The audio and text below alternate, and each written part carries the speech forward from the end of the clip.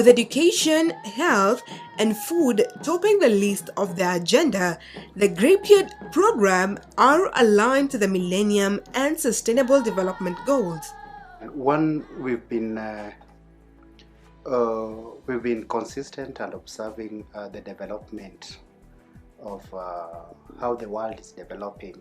Around 1999 and mid 2000, I think Kenya was a signatory to Millennium Development Goals of 2015, which identified free access to education, access to food, access to treatment, and especially the HIV, the maternal health.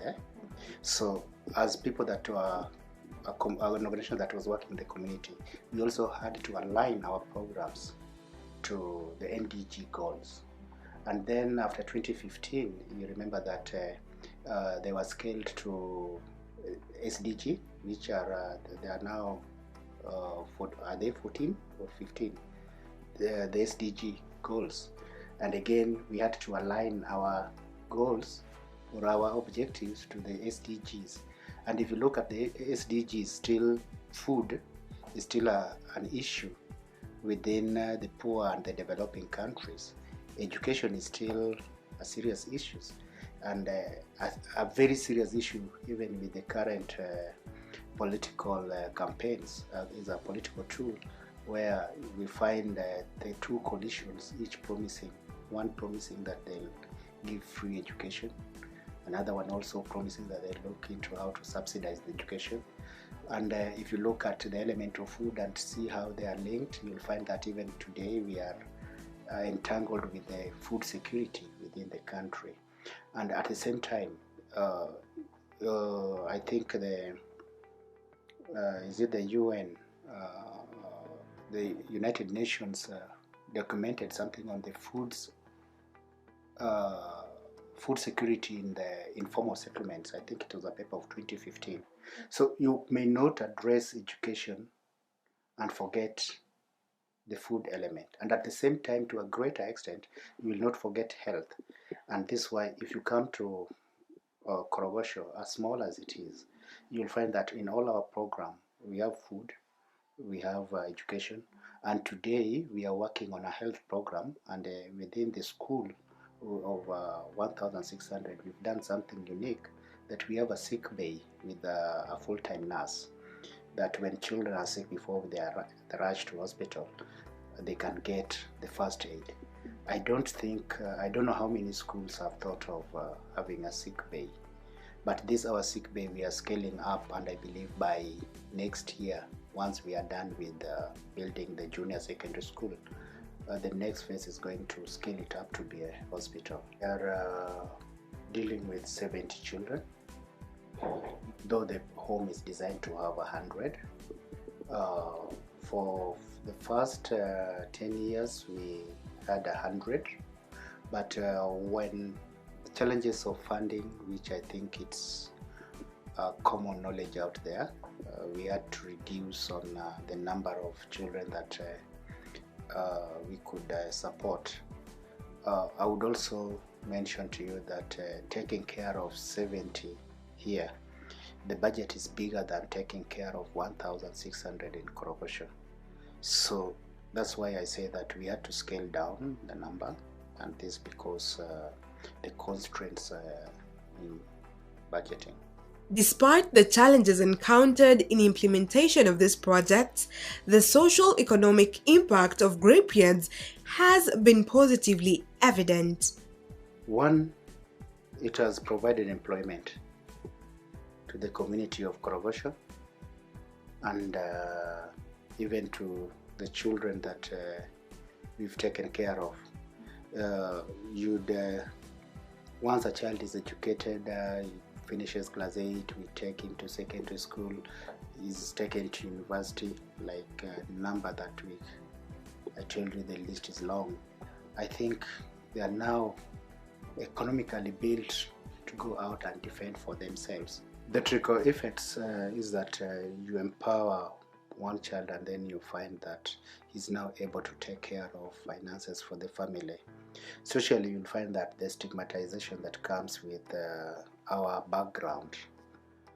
A child has gone up to university, so it doesn't matter whether he came from Korogosho. He can now go out and stay wherever he wants. He can socialize with whoever he wants out there. So there's so much we can speak about the socioeconomic benefits that the Grapesyard organization has done to the marginalized societies within Korogosho, and which are evident. You visited our food academy. I told you that those are some of the ex-children that we had. Today they are there, but now not as children but as instructors. They are teaching others, because I think they have done their craft 1, craft 2, and there's one that's now doing his diploma. So you see how this is helping both individuals and the society at large. In 1999, you'll move to Kibera, Madare, Korogosho, and in less than 100 meters you'll meet Action Aid, World Vision, Plan International. Today we don't see them. It means the donor world is shrinking, and when the donor world is shrinking, the issues are still there and they keep on arising. So it means the few donors that are there means that people compete for them. So when people compete for them, it means resources are not there. So these are serious challenge. 3, another challenge is that you may have a good program like what we have, but again you have a challenge on who to tell the story. How do you reach out to people out there and tell your story so that they may be able to come and be part of it?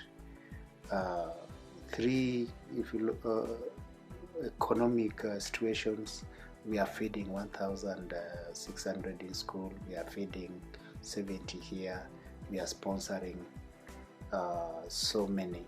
When food is very, very scarce, you'd imagine just a month ago, a basket of 90 kg of maize was 3,000. Today is 7,000. So assume that you had told your donor 2 months ago and you had completed the budget. What happens? So these are serious issues. Health problems are a serious challenge that we are facing. And then another challenge that I must say is that the ignorant. I don't know actually how to put it.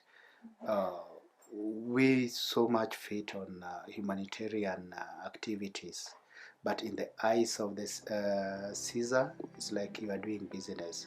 So we have so many hurdles. You are sourcing for food to give to the children, but the taxman is looking at you that you need to do this. This city council is always on your neck.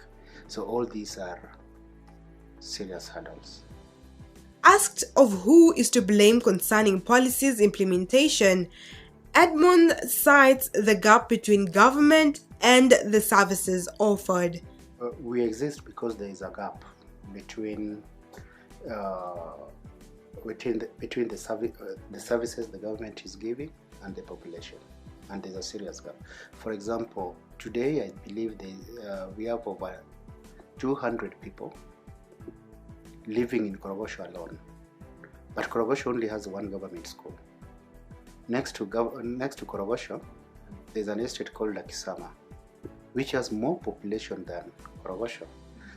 Lakisama doesn't have even a single government school, doesn't have a single health facility. So this means because of that gap, the organizations come to complement and to fill the gap that is created by the lack of services. But in doing this, the government should at least come with fair policies that works for all of us. But at the same time, you cannot develop a policy for a Korogosho where there is no sewer system, there's no piped water, there's no electricity, and if anything, they are punished by not giving transformers. And the same policies where there is no title deed are the same policies that works for people in, let's say, Lavington, Runda, where the services are formalized and there's structures of whatever. So you cannot have a policy that touch on these two people equally, because Korogosho people, I don't know whether they know of garbage collection services that is being offered by the county government, whereas probably in the upmarket, when a tissue paper falls on the ground, it becomes an issue that probably may be discussed in parliament. You understand? So when policies are not fair for everyone, then such creates gaps for some of our organizations to fit in and ensure that they are addressed. For us, we are doing a lot of humanitarian activities. All that we are doing is non-profit, but to the eyes of the government, it's like you are doing business. So in our situation, you find so many roadblocks. Today we are building a secondary school. There are no title deeds in Korogosho, but we cannot build because you cannot get an approval. So those are hurdles that comes with our programs. And as we try to do this, the people that we partner with again wonder what kind of an environment you work in, if the government may not be able to appreciate that you are out there to support the children. I've never understood, if the government cannot understand that in a population, in an area of 2 square kilometers, why should we have over 100 NGOs? What are they doing? If a 2 square kilometer has only one government school, why don't we have 3 NGOs there? And if one is doing education, why can't the other guy do health? And why can't the other guy do probably food? So that all of them complement and is what the government is doing, but in a quality way. So when you see lack of goodwill or lack of clear policies being implemented, it means young people are given responsibility to do this. There has been a number of success stories in Grapesyard. This are Edmond's driving force. Last year we had again another milestone where one of our beneficiaries graduated with medicine from UN. These are some of the top courses that I think it's good for us to mention. Other courses including businesses, education, community development. We have so many that we cannot enlist out of the children that have gone through our sponsorship program. And we are happy that currently we are developing an alumni, and we are seeing some of them come taking that pride. Like our website is run and managed by one of the alumni that graduated from University of Nairobi as an engineer, and this is doing free of charge as a way of giving back to the center that nurtured and developed you from childhood. We have children that I would say that were abandoned in that other dumping site. Today, if you meet them in the streets of Nairobi, you will not tell if they passed it. I love what Chinua Achebe said, that looking at a king, you never know whether he sucked his mother's breast. We have children that were dumped. Round 2 came here. We took care of them. They went to secondary school. One went to university. One went for a diploma. They are doing very well.